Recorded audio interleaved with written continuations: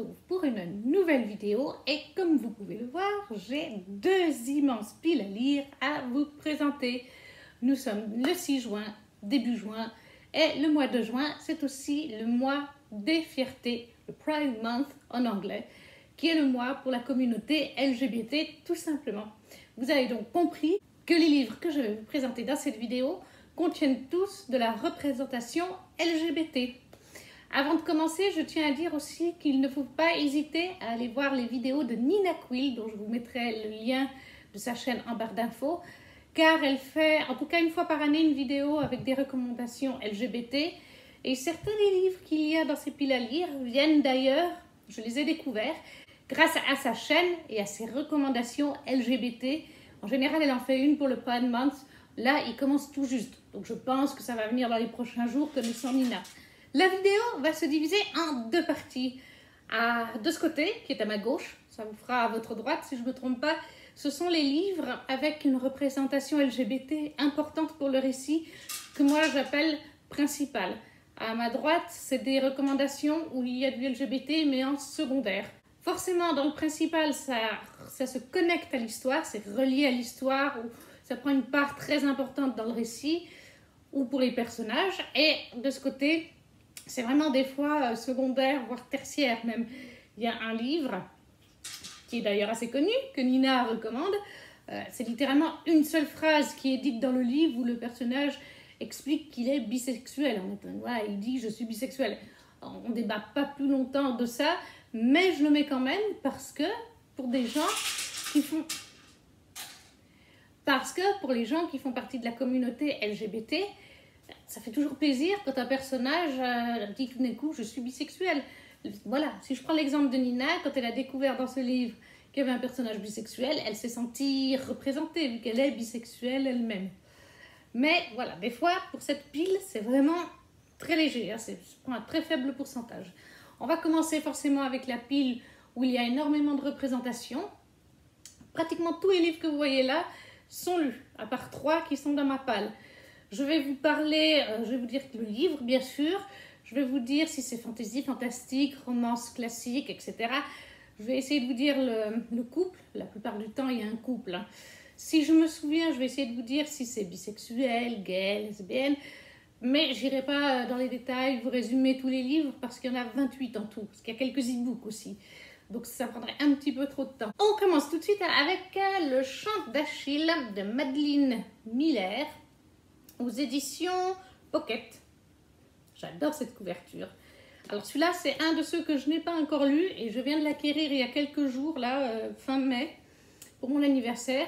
Je sais que nous sommes forcément le Chant d'Achille dans de la réécriture mythologie grecque, vous vous doutez, avec le personnage d'Achille. Je sais qu'on est sur un MM, donc comme je ne l'ai pas lu, je ne peux pas vous dire si les deux personnages sont gays, bisexuels, je n'en sais rien. Par contre, ce que je sais avec ce roman, c'est que beaucoup de monde l'a lu, dans des gens que je connais ou dans des booktubeuses que je suis, et je sais qu'il fait pleurer. Il est très émouvant. Je redoute un petit peu de le lire pour cette raison, parce que j'imagine qu'il doit y avoir des morts, des trahisons, des choses comme ça, bref. Je redoute un petit peu. Mais Le Chant d'Achille de Madeline Miller, MM, ça c'était le premier. En second, qui vient de rentrer dans ma palle aussi, parce que je l'ai reçu dans mon swap avec Melinda, Aristote et Dante découvrent les secrets de l'univers chez PKJ, oui. Et le nom Benjamin Alire Saenz, c'était dans ma wishlist, ça aussi. Je sais aussi qu'on est sur un MM, mais là, j'en sais pas plus. Je ne sais plus vous dire si c'est des personnages gays ou bisexuels, ni si on est sur une histoire réaliste. Il me semble qu'on est sur une histoire réaliste sur notre Terre, il me semble. Mais comme je ne l'ai pas encore lu, je ne peux pas vous donner plus de détails. Mais là aussi, AMM, Aristote et Dante découvrent les secrets de l'univers. Là, je passe encore plus vite, comme je ne les ai pas encore lus, je ne peux pas vous donner plus de détails. Ensuite, nous passons sur un gros bébé. Nevernight, le tome 2 de Jay Christophe chez De Saxus. Et là, pour le coup, on est dans un univers fantasy complètement inventé et de la fantasy adulte. Il faut bien le préciser, il y a des moments très gore, il y a des moments de sexe, de sang, de violence, le langage est cru. Et dans ce second tome, ce qui n'est pas le cas dans le premier tome, mais dans le second, nous avons de la représentation FF. Un des personnages, je pense qu'elle est lesbienne. C'est pas dit clairement, mais je pense qu'elle est lesbienne. Et le second est bisexuel. Je ne vous donnerai pas d'autres informations. Même en disant ça, je pense que ça peut spoiler un tout petit peu ceux qui ne l'ont pas lu. Mais c'est de la représentation, donc je vous le précise. Il y a du FF dans le deuxième tome de Nevernight de Jack Christophe.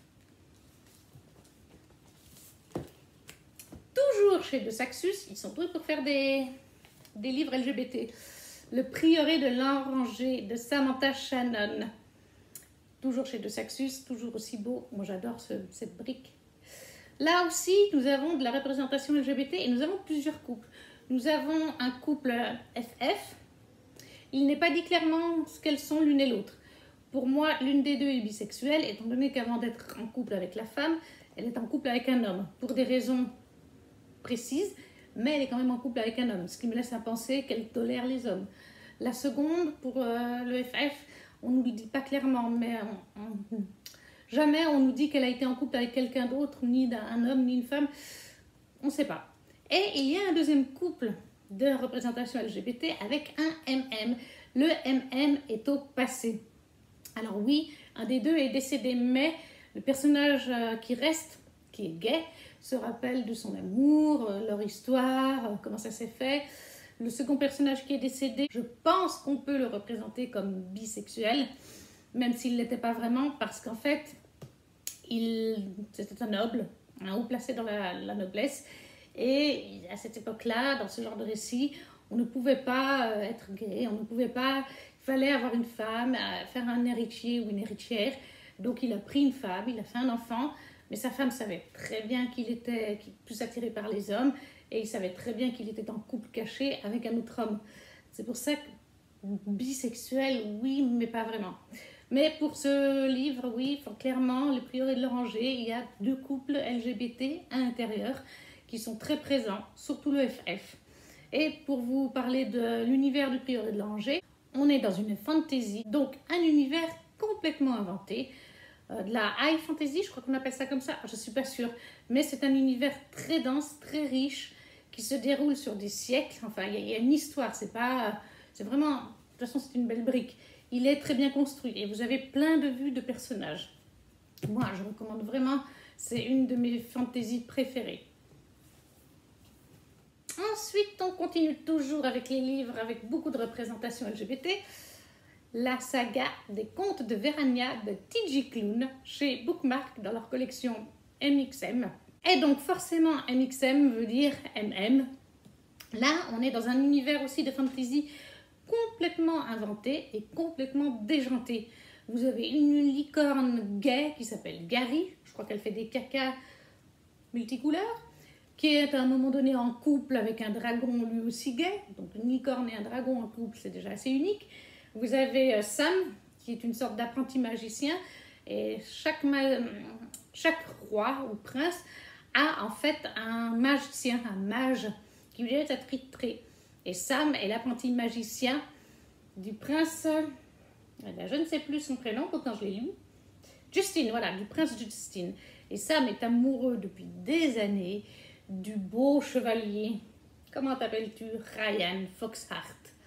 Donc là, clairement, du MM, plusieurs MM, puisqu'on a donc des animaux MM, des humains MM, c'est vraiment décalé. Mais si vous avez envie de passer un bon moment de rigolade, sans prise de tête, mais avec des messages sympas à l'intérieur, franchement, on se marre avec ce livre, on a le sourire tout le long du livre. Et donc, Les Contes de Verania, le tome 1, mais c'est valable pour toute la saga, de T.J. Klune. Toujours T.J. Klune, toujours chez Bookmark dans leur collection MXM, nous avons aussi la saga du clan Bennett, là c'est le premier tome, Le Chant du Loup, qui est une saga, comme vous pouvez vous douter, sur les loups-garous. Nous suivons tout au fil des tomes une famille de loups-garous, mais du point de vue, pas de la meute, en tout cas dans le premier tome et dans le deuxième tome, c'est pas du point de vue de la meute, c'est du point de vue des humains. Le premier tome est du point de vue de Ox, le deuxième tome est du point de vue du mage Gordo. Moi j'ai lu les deux premiers tomes, donc je ne vous parle que de ces deux premiers tomes. Toute la saga c'est du MM, je suis pas sûre qu'il y ait du FF dedans, tout cas, dans les 2 premiers tomes, je ne me rappelle pas avoir lu de FF. Mais du MM, oui. Au final, il me semble que tous les tomes vont traiter de MM. Quand la famille Bennett, quand le clan Bennett sera tous casé, je ne vois pas comment ils auront une descendance parce qu'ils sont tous avec des hommes. Donc, on est là dans notre monde. On est donc dans du fantastique, puisqu'on est dans notre monde. Et on y suit cette famille de loups-garous, avec des humains autour de la meute. Et donc, c'est le clan Bennett de T.J. Klune. T.J. Klune, en plus, représente bien la population LGBT, puisqu'il en fait partie lui-même. Ensuite, nous avons un de mes coups de cœur aussi, très récemment lu, My Dear Fucking Prince. En anglais, c'est Red, White and Royal Blue, si je ne me trompe pas, de Kazema Kiston, chez Lumen. Dans ce récit, on est dans un récit pas du tout fantastique, hein, ni fantasy, on est sur notre planète. Par contre, il y a 2 petits éléments qui ont été changés sur notre planète. C'est que Henry, le petit-fils de la reine d'Angleterre, qui est clairement un petit peu inspiré d'Harry, hein, est gay. Et nous avons en face, et c'est ça qui change, le fait qu'après Barack Obama, on a eu une présidente des États-Unis, première femme présidente, c'est déjà ça le changement. Le deuxième changement, c'est qu'elle a des enfants d'un ex-mari et ils sont mi-mexicains. Leur papa était mexicain.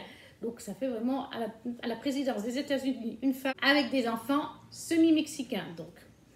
Et Henry, prince d'Angleterre, est gay. Et Alex, le fils de la présidente, se découvre bisexuel au cours du récit. Donc, bien de représentation à chaque fois. Donc, voilà, pour My Dear Fucking Prince, que j'ai vraiment beaucoup apprécié et qui a été un très très gros coup de cœur. Une autre découverte par Nina Quill, c'était déjà le cas de Le Chant du Loup de T.J. Klune, enfin de la saga du clan Bennett. Donc une deuxième découverte grâce à Nina Quill, énorme coup de cœur là aussi. Prince captif, l'intégrale chez Brajlon de CS Packet. A noter que cet été, en plus de l'intégrale, Brajlon va nous sortir 2 éditions. Ils vont regrouper le tome 1 et 2 dans une édition et les tomes 3 et la nouvelle du Summer Palace, le palais d'été, dans la 2e édition. Car il y a en effet 4 ou 5 nouvelles qui existent en VO. Une des plus grandes étant le Summer Palace, le palais d'été, qui est une histoire sur Damen et Laurent. Et ils vont nous la sortir donc dans une duologie, on va dire, à sortir cet été. Alors je suis un petit peu déçue parce qu'il y a d'autres histoires, il y a d'autres nouvelles, comme je vous dis, d'un prince captif, et apparemment Brajlon n'aura pas prévu de les sortir.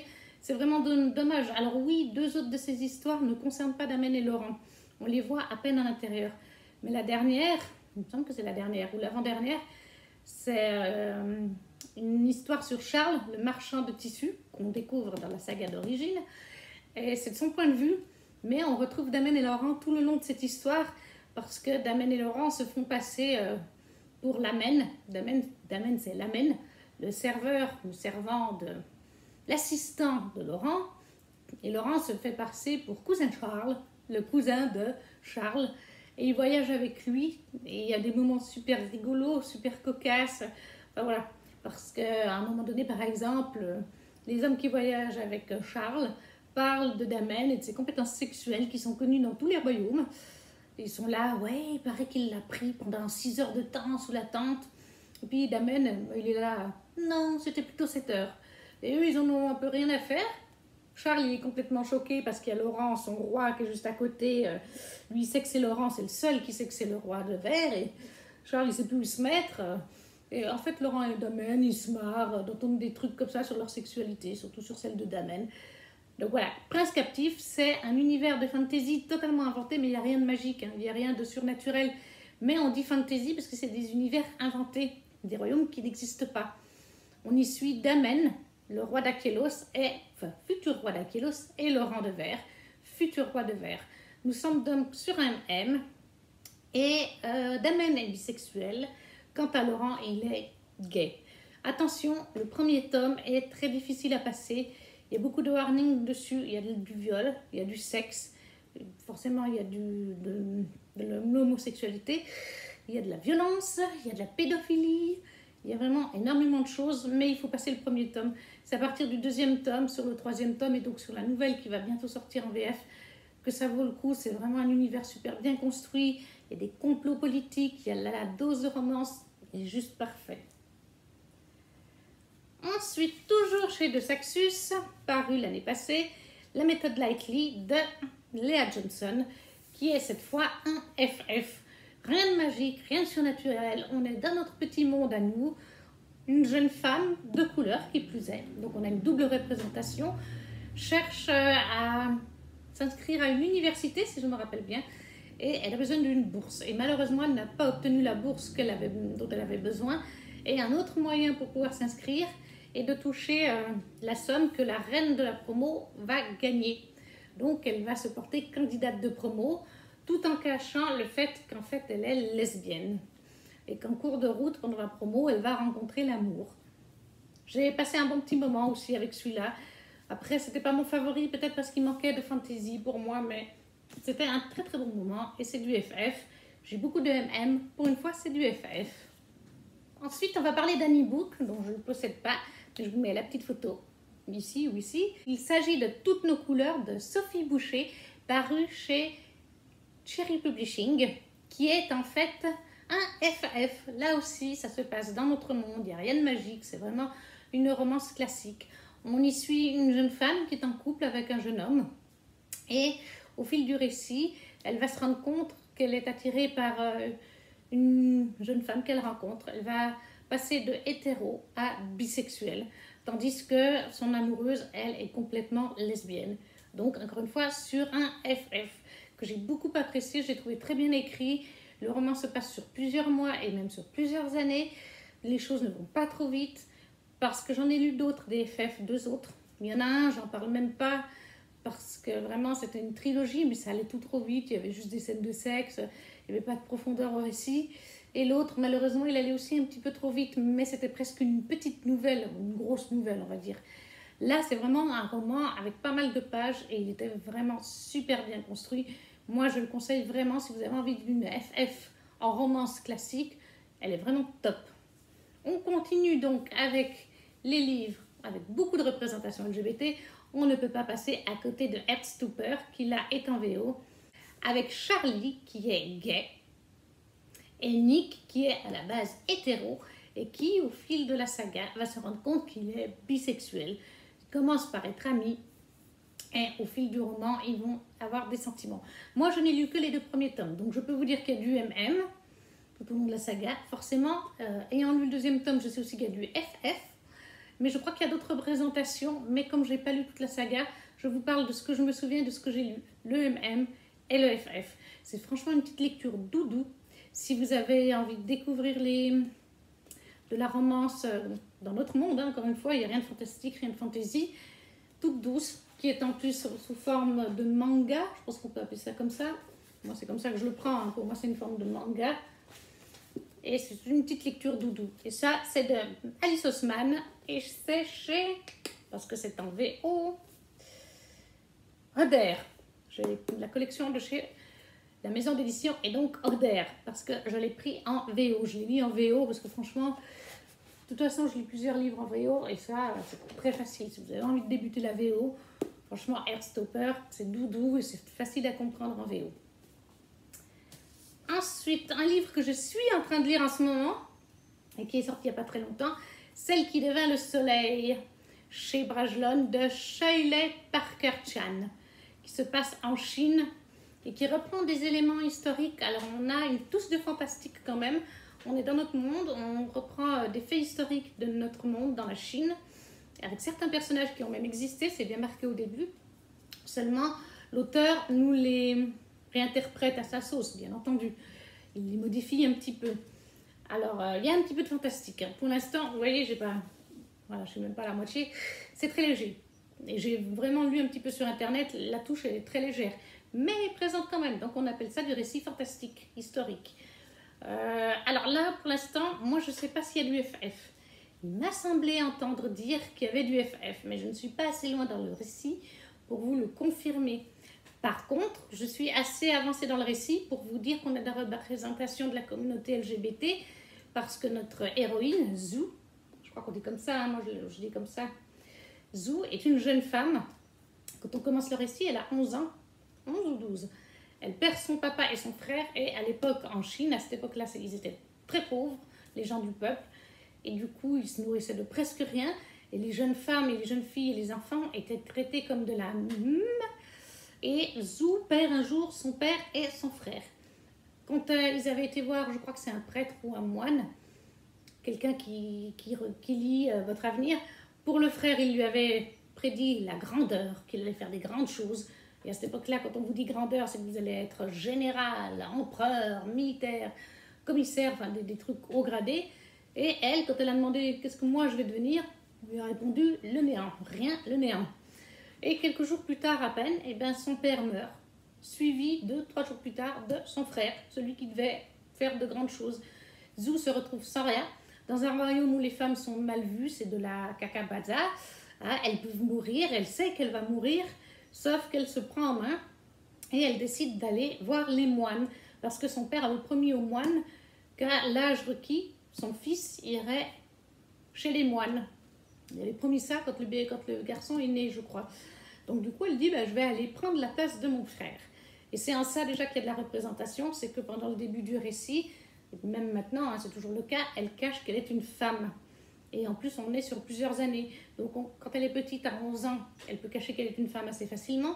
Quoique, quand vous êtes avec des moines bouddhistes et que vous allez tous aux toilettes en même temps ou faire le bain en même temps, c'est un peu problématique. Elle trouve des solutions.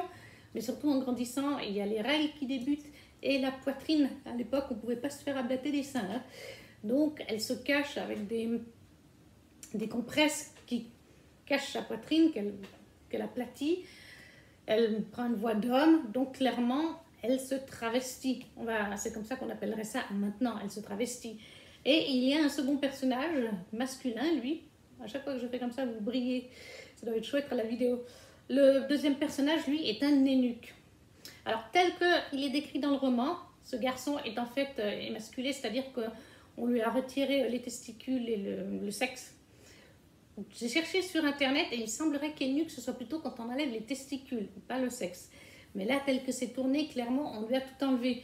Donc on l'a rendu eunuque, c'est asexué, je crois. Enfin, je sais pas comment on dit. Mais bref, il n'a plus d'appareil reproducteur masculin, il ne peut plus... voilà, tout simplement. Donc déjà, il y a des représentations de la communauté LGBT pour ces deux personnages-là.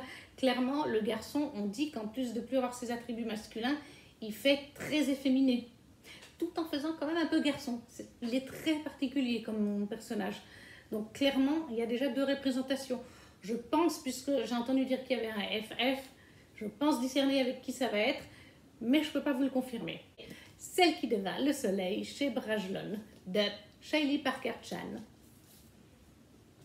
Et finalement, le dernier de la pile avec de la représentation LGBT en priorité, qui est vraiment très présente, One Last Stop de Kazema Kingston, l'autrice de My Dear Fucking Prince, toujours chez Lumen. Alors, celui-là, je n'ai pas non plus lu, je viens de l'acquérir il y a 2 semaines à peu près, même pas. Mais on est sur un FF, donc relation entre filles. Et il me semble, parce que je n'ai pas relu la couverture ces derniers temps, mais il me semble me souvenir, vis-à-vis de sa promotion, qu'il y a une histoire de métro et qu'il y a une histoire un petit peu fantastique quand même, avec un des deux personnages féminins qui remonte dans le temps. Ou alors, je crois qu'un des deux personnages est coincé dans le métro, dans une boucle temporelle, je crois que c'est ça. Donc il y a une petite touche de fantastique légère, mais sinon c'est une romance, en elle-même c'est plutôt ça, une romance FF. Je pense que l'autrice, elle ne fait que des romances FF ou MM, en tout cas jusqu'à maintenant, puisqu'elle vient de sortir un autre livre en VO qui est aussi du FF. One Last Stop, de Kazema Kingston chez Lumen en FF. Ça, c'est fini pour la pile des représentations LGBT en personnages principaux, couples principaux, etc. On passe à la pile des secondaires. Et on commence avec Les Faucons de Ravera de Melissa Caruso, paru chez Big Bang en format poche. Alors là, on est dans un univers de fantasy complètement inventé, là aussi, et on a une représentation d'un FF. Il est très léger. C'est le personnage de Zaira, qui est une faucon. Elle détient un pouvoir magique. Et quand elle arrive à l'endroit où les faucons sont retenus, c'est pas vraiment retenu, ils sont pas prisonniers non plus, mais c'est là où le royaume les met, avec leur fauconnier. Eh bien, Zaira, on sent à plusieurs reprises, elle est proche d'une jeune femme, elles se font des câlins, des bisous, donc elle est en couple avec une femme, et elle l'assume, mais elle est aussi, je pense, bisexuelle, car clairement, le meilleur pote d'Amalia, elle n'arrête pas de dire qu'il est super canon, elle le drague et tout. Donc je pense qu'on peut dire que Zaira est bisexuelle. En couple, elle est bisexuelle, qui aime bien draguer aussi les mecs comme les femmes, quand ça lui plaise. Pour l'instant, j'ai lu que le premier tome, donc je ne peux pas vous dire plus sur cette saga. C'est vraiment léger, hein, comme je vous dis. C'est une petite touche, mais elle est présente. Donc forcément, on en parle quand c'est présent. Les Faucons de Ravera de Melissa Caruso chez Big Bang. Ensuite, nous avons aussi très léger Blue Moon. Si je vous le mets à l'envers, ça ne va pas. Blue Moon, qui est la suite de Strawberry Moon de Laila Lopez chez Hachette Roman, qui est un roman illustré en fait. J'adore cette histoire. Et si je vous dis qu'il y a du LGBT, c'est qu'on a un FF et un MM, mais qui sont super légers. C'est-à-dire que voilà, sur les toutes dernières pages, on découvre qu'un des personnages proches de notre sirène est en fait en couple avec une femme. Et juste après, en même temps, hein, on découvre qu'un autre sirène est lui aussi en couple avec... Je ne sais plus ce qu'il est. On a un sirène et lui, je ne sais plus ce qu'il est, mais c'est une autre sorte de sirène en fait. Voilà, donc on a à la toute fin deux couples, un MM et un FF, mais c'est vraiment une petite touche très légère. Mais là aussi, je pense que quand on fait partie de la communauté LGBT, on apprécie forcément de voir de la représentation. Surtout que c'est des petits livres, hein, c'est pas très gros, et c'est des personnages un petit peu secondaires, donc ça fait toujours plaisir.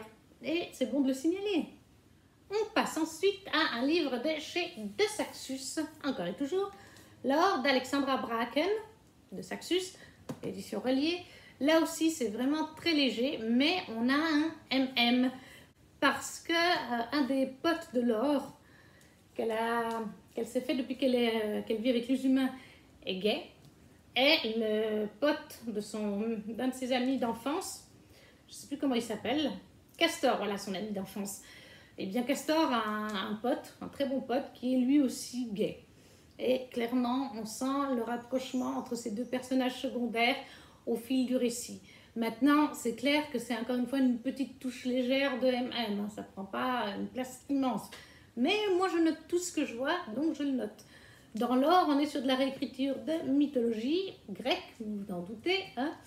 On est on est à notre époque, avec des joutes qui se font tous les 4 ans, si je me rappelle bien, avec les dieux grecs et les descendances des héros. Donc, mythologie grecque, fantastique, clairement. L'or d'Alexandra Bracken chez De Saxus pour du MM. Après, toujours chez De Saxus, décidément, ils sont forts. Nous avons La maison au milieu de la mer cyrillienne de T.J. Klune. Comme quand je vous dis, hein, il fait partie de la communauté LGBT, donc il écrit beaucoup sur ça. Par contre, pour celui-là, je l'ai mis clairement en secondaire, parce que c'est clairement pas la thématique de l'histoire, ça se centre pas sur la romance MM, comparé aux autres livres de T.J. Là, la thématique, c'est se centrer sur les différences que l'on peut avoir vis-à-vis des enfants qui sont dans cet orphelinat. Le MM est présent, mais c'est secondaire. Alors après, il est plus présent que dans l'or d'Alexandra Bracken, je ne vais pas vous le cacher, mais il est secondaire. Donc, La maison au milieu de la mer cyrillienne de T.J. Klune. Alors, là, pour ce MM, me semble-t-il sérieusement que les deux personnages sont gays. De mémoire, parce que je l'ai lu aussi, ils sont tous les deux gays, mais je ne peux pas vous en dire plus. On est sur un univers fantastique. On est en fait sur notre planète, hein, mais on a cette touche de fantastique un peu à la Harry Potter. Moi, je compare ça, parce qu'on a un ministère de la magie et tout, mais techniquement, on est sur notre planète à nous. Donc, moi, je le qualifie de fantastique quand même. La maison au milieu de la mer cyrillienne de T.J. Klune chez De Saxus. Ensuite, en FF, nous avons Cendrillon 2.0 chez Lumen de Ashley Poston. Ça, c'est le premier tome d'une trilogie. Celui-là s'appelle Cendrillon 2.0. Et là, on est sur notre planète. Il n'y a rien de fantastique, il n'y a rien de fantaisieux, c'est une romance, tout ce qu'il y a de plus classique.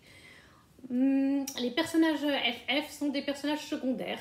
C'est l'une des sœurs de Cendrillon, elle ne s'appelle pas Cendrillon, hein, mais l'une de ses sœurs est attirée plutôt par les femmes et on y suit en fait une fan d'une série télé qui voit sa série télé adaptée en film avec un garçon, parce qu'ils sont deux, il y a deux héros, un garçon et une fille, et en fait la célébrité du film cache qu'elle est lesbienne en fait. Elle fait croire qu'elle sort avec des garçons alors qu'on découvre au fil du roman qu'elle est attirée par les filles. Donc voilà, on a deux représentations de FF et il me semble qu'à la fin elles se rencontrent, mais je suis plus sûre. Là, c'est léger, hein, clairement vous l'avez compris. Le tome 2 est sorti il y a quelques temps et il s'appelle, j'ai cherché sur internet, La princesse et la fangirl. Et c'est clairement là du FF qui sera mis à l'honneur si ça vous intéresse. Je vous le signale, ça c'est le tome 1. Le FF est très léger, mais dans le tome 2, la romance c'est vraiment entre deux femmes. Donc ça sera en principal. Donc Cendrillon 2.0 de H.P. Posson chez Lumen. Toujours du FF, bien qu'il soit très léger, mais il fallait que je le note quand même. Le faiseur de rêves de Laini Taylor chez Lumen. Encore une fois, Lumen et De Saxus sont très forts pour ça. Alors là, encore une fois, c'est vraiment secondaire, mais on les voit quand même plusieurs fois.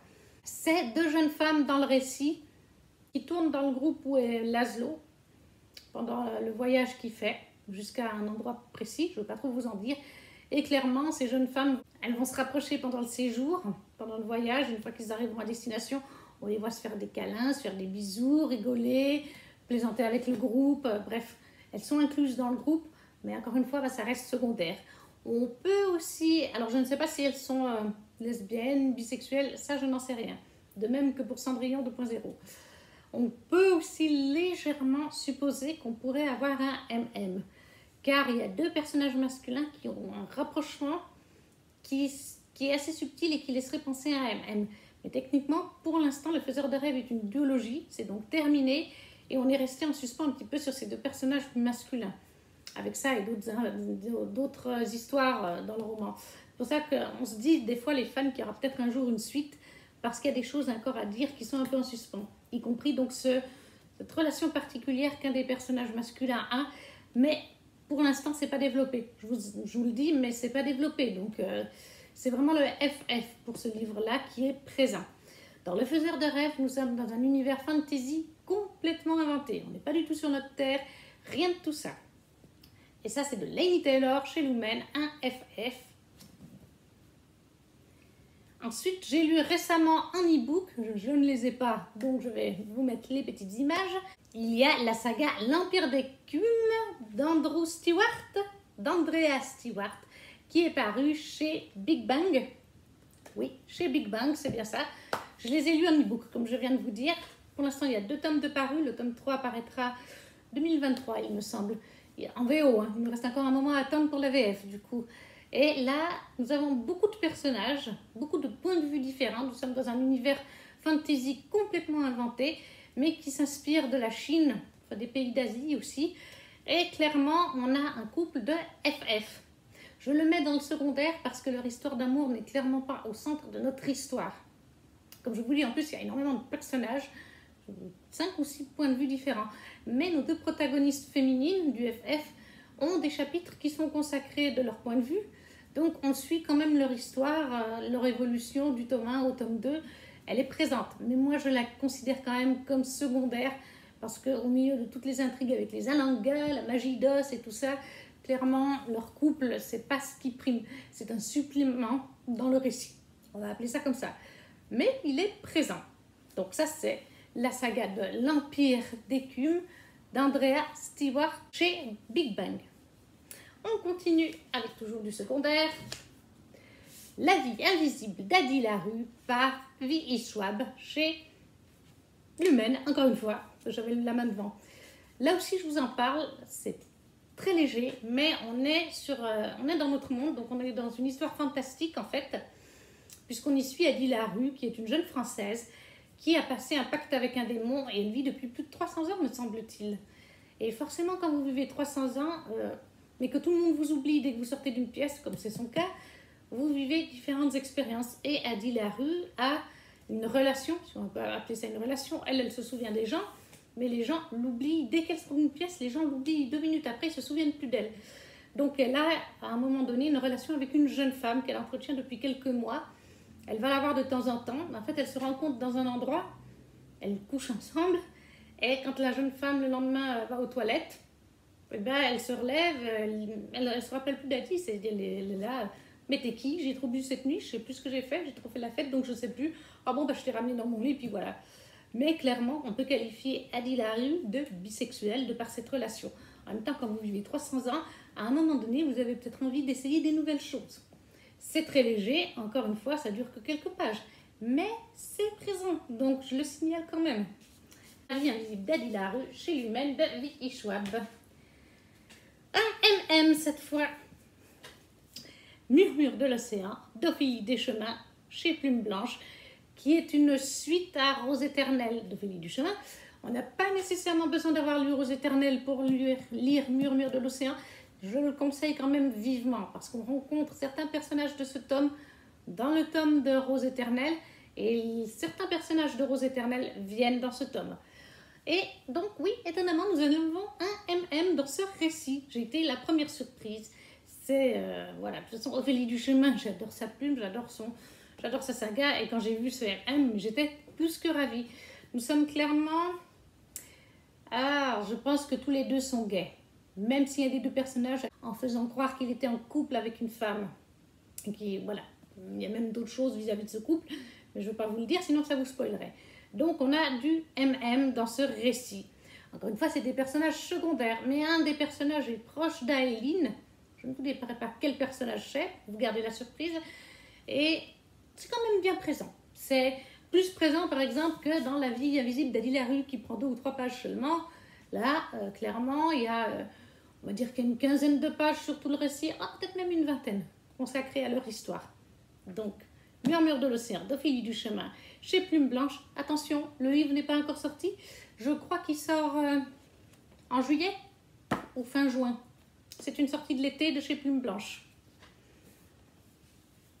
Ensuite, un sort si noir et éternel. La saga en français, c'est The Curse Breaker, le nom de la saga en français. Enfin, c'est même pas en français, c'est qu'ils ont gardé en VO.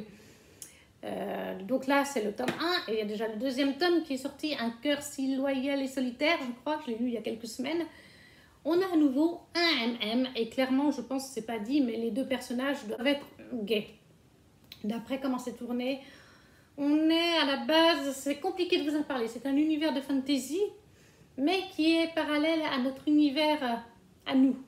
Voilà, on commence dans notre univers, c'est-à-dire qu'on va chercher Harper, qui est une jeune humaine, dans notre monde, et elle va se retrouver dans le royaume de... comment t'appelles-tu déjà? Amberfall, voilà. Avec une réécriture donc de La Belle et la Bête. Alors oui, clairement, le MM est encore une fois secondaire. C'est le frère de Harper qui est gay et qui est en couple avec un jeune homme de notre monde. Ils se retrouvent aussi dans l'univers. On les voit encore plus dans le 2e tome, mais on les voit déjà dans le 1er. Donc, ils sont à peu près, je dirais, le MM présent dans ce livre, ma tour va tomber, c'est à peu près du même niveau que celui-là.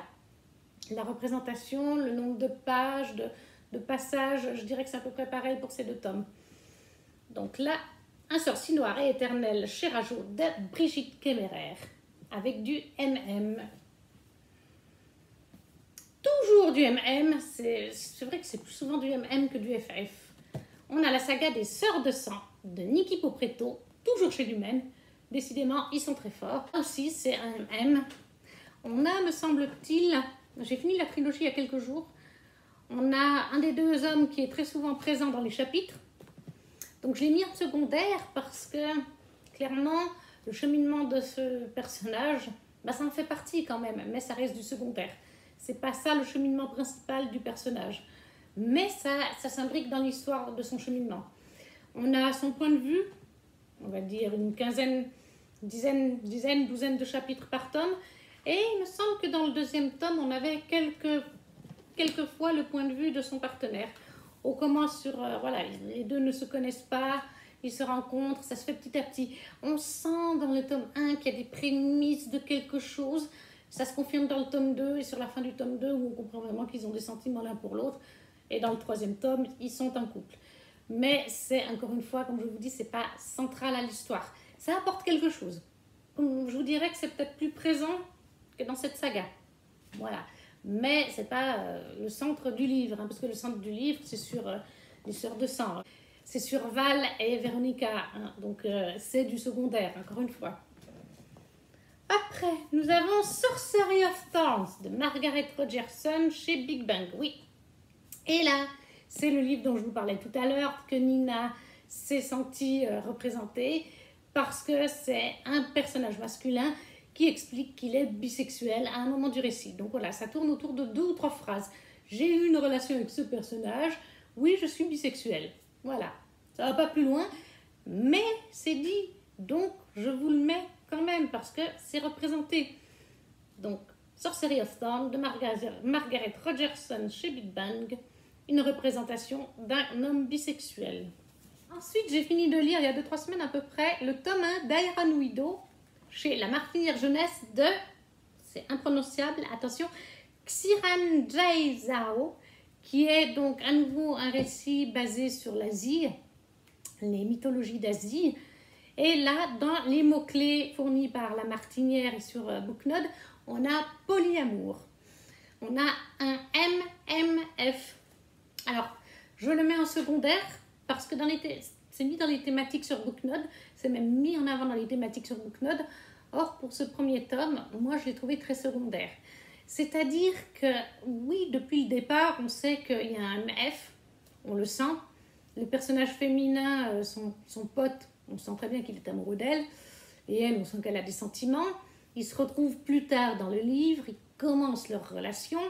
En même temps, elle évolue dans ce qu'elle voulait faire dans son plan de base. Et elle est matchée à un jeune homme criminel pour la guerre, parce que c'est ce qu'elle va faire. Voilà, je ne vais pas trop vous en dire. Et elle se rapproche de ce jeune homme. Et en effet, elle commence à l'apprécier malgré tout. Et à un moment donné, ce jeune homme, c'est un guerrier. Il passe des fois à la télévision et tout, parce qu'il y a une guerre. Et ces guerriers, ils sont dans des armures immenses et tout. Les hauts placés comme lui, enfin ceux qui ont un grand pouvoir, un grand QI, je ne sais plus comment on dit. On les voit souvent en interview, ou leur armure, je sais. Et donc, elle se rapproche de lui. Et quand son copain d'enfance, qui en fait amoureux d'elle et elle aussi, rencontre ce guerrier, elle pensait jusqu'à maintenant que son pote admirait ce guerrier. Mais quand ils se rencontrent tous les deux, elle se dit, attendez, alors il est amoureux de moi, il me l'a dit, mais en fait, il adule pas le guerrier comme on adule un héros, il l'adule comme quand on aime quelqu'un. Et oui, au fil du récit, on s'en rend compte, il est amoureux de sa pote, mais il est aussi amoureux du guerrier. Et elle commence à avoir des sentiments autant pour son pote que pour le guerrier, et on sent que le guerrier l'apprécie autant elle que lui. Et on a à un moment donné une scène tous les trois où c'est limite, où ils ne s'embrassent pas les uns et les autres. Voilà, je crois même qu'ils se font un câlin tous les trois en même temps. Donc oui, il y a du polyamour et il est très bien fait, il est très bien amené parce que les trois ont une connexion. Maintenant, à voir dans la suite, surtout avec la fin du premier tome, je ne sais pas comment ça va se passer, parce que mettre en avant cette relation polyamour, alors qu'elle est quand même secondaire dans le livre, c'est vraiment quelques pages, comme je vous dis. Mais c'est présent, et pour les gens qui sont polyamour, ben c'est de la représentation pour eux. Et on termine avec 2 sagas d'une même autrice, de Sarah J. Maas, chez La Martinière, à Cotard, plus précisément ce tome-là. Pour l'instant, c'est uniquement ce tome-là, même si dans le tome 4, on pourrait nous évoquer éventuellement du FF. Alors, je sais que ça fait controverse parce que j'en ai entendu parler, que Sarah J. Maas n'a pas assez de représentation dans ses livres, mais dans ce tome 3 de la saga à Cotard, on a clairement plusieurs représentations. Encore une fois, elles sont très légères, très tout petites comme ça, mais elles sont là. Le fait est qu'un des grands seigneurs Fae, lors du meeting entre les seigneurs Fae, nous est révélé qu'il est gay. Il a caché ça pendant des siècles, parce qu'avec un Maramta qui était au pouvoir et tout ça, c'était mal vu. Les Fae sont encore un peu coincés du cul à ce niveau-là. Donc il commence seulement à s'afficher avec son partenaire, avec son amoureux. Donc on a un MM, on a clairement Lion à un moment donné, il veut s'envoyer en l'air avec Mor et Azriel. Donc clairement, c'est qu'Elion ne doit pas avoir vraiment de gêne avec les mecs comme avec les femmes. Et on a surtout un personnage féminin, dont je tairai le nom, qui avoue à un autre personnage son histoire secrète, qu'elle est en fait bisexuelle et plutôt attirée par les femmes. Mais elle n'ose pas le dire, même à ses amis, même autour de sa cour, parce que c'est quelque chose qui est encore mal vu chez les Fae, alors que, clairement, comme lui dit l'autre personnage, ses proches et sa famille l'accepteront. Mais elle n'arrive pas encore à passer ce cap. Et pour l'instant, dans le tome 4, c'est toujours pas le cas. De toute façon, le tome 4 n'était pas centré sur elle. Mais on nous a mis un petit sous-entendu vis-à-vis d'un autre personnage féminin qui rougit en la voyant, qui la trouve très belle. On est beaucoup de fans à espérer qu'il y aura une romance dans le tome 5 ou dans le tome 6, puisqu'on sait qu'il y aura encore 2 tomes, qu'un de ces 2 tomes traitera de ce personnage et qu'elle finira peut-être en couple avec cette autre femme. C'est vraiment très léger, mais je vous le signale quand même parce que moi ça m'a surprise. Vu ce que j'en avais entendu dire de cette saga, je ne m'attendais pas à ce que ce personnage soit bisexuel par exemple, ni qu'un des grands seigneurs soit gay. Donc c'est léger, mais c'est quand même là. Et le dernier livre que je vous montre de cette longue vidéo, Crescent City, le tome 2 de Sarah J. Maas, encore une fois. Cette fois on est chez Bloomsbury, c'est l'édition anglaise. Ça sortira normalement en août chez De Saxus, le tome 2. Et il y a forcément le tome 1, mais le tome 1 est plus léger. Dans le tome 1, sur la toute fin du roman, on nous évoque que 2 amis de Bryce ont une relation différente qu'amicale. Et il nous est dit que Run, un de ses 2 meilleurs potes, est gay.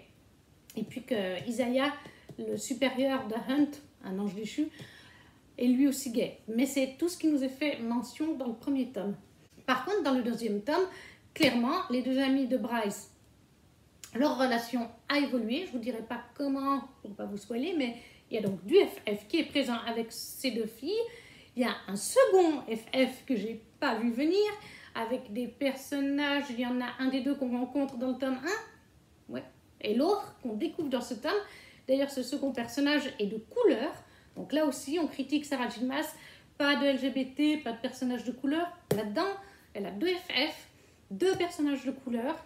Et il y a encore un MM avec le meilleur pote de Run, qui, à ce moment-là du récit, vu que ça se passe quelques mois après le tome 1, est en couple avec un mec. D'ailleurs, je crois que le mec les aide un tout petit peu, vu qu'il connaît les lois Fae et tout ça. Ouais. Donc, on a 3 couples LGBT de présents dans ce tome-là, plus de nouveaux personnages de couleur. Donc, voilà, ça reste secondaire. Bien sûr, c'est pas Run, Bryce ou Hunt qui sont de la communauté LGBT, mais Sarah J. Maas fait des efforts, clairement, vis-à-vis de Keleana, où là, je peux comprendre qu'on la critique, parce que sa première saga, il n'y avait pas de représentation LGBT. Donc, je suis au tome 5, en plein milieu du tome 5, et pour l'instant, il n'y a aucun personnage LGBT, et il y a eu un personnage de couleur et il est mort. Donc, voilà. Clairement, je trouve qu'elle fait des efforts. Je pense que c'est parce qu'elle a entendu un petit peu ces critiques qu'on fait sur le fait que ça manque de couleur, ça manque de représentation LGBT. Clairement, là, moi je l'ai lu avec Amélie, et quand on a eu les 2 FF, le MM, on était là, oui, bah là, faut pas la critiquer, la Sarah J. Maas. Il y a de la représentation là-dedans, de couleur et de LGBT. Voilà. Donc ça, c'est Crescent City, le tome 2, apparaître cet été chez De Saxus en français. Et voilà, la vidéo est à présent terminée. Et encore une fois, elle est très longue, mais je me doutais qu'elle allait être très longue parce qu'il y a 28 ou 29 livres que je vous ai présentés, ou sagas. C'est vraiment tout ce que j'ai lu et tout ce que j'ai dans ma palle en LGBT. Là, vous avez de quoi faire, que ce soit en personnages principaux, secondaires, que ce soit vraiment une histoire d'amour ou alors que ce soit un récit de fantasy avec une touche de romance. Vous en avez pour tous les niveaux, il n'y a pas de souci. N'hésitez pas à me dire en commentaire si certains des livres que vous avez vus là vous font envie ou si vous les avez lus. Si vous-même vous faites partie de la communauté LGBT et que vous avez lu ces récits ou qui vous font envie, voilà, exprimez-vous, ça me fera toujours plaisir. N'hésitez pas non plus à laisser un petit pouce ou à vous abonner, et aussi à partager la vidéo. C'est ce qui permet au petit contenu de se faire connaître. Et nous, on se retrouve très vite. Ciao, ciao!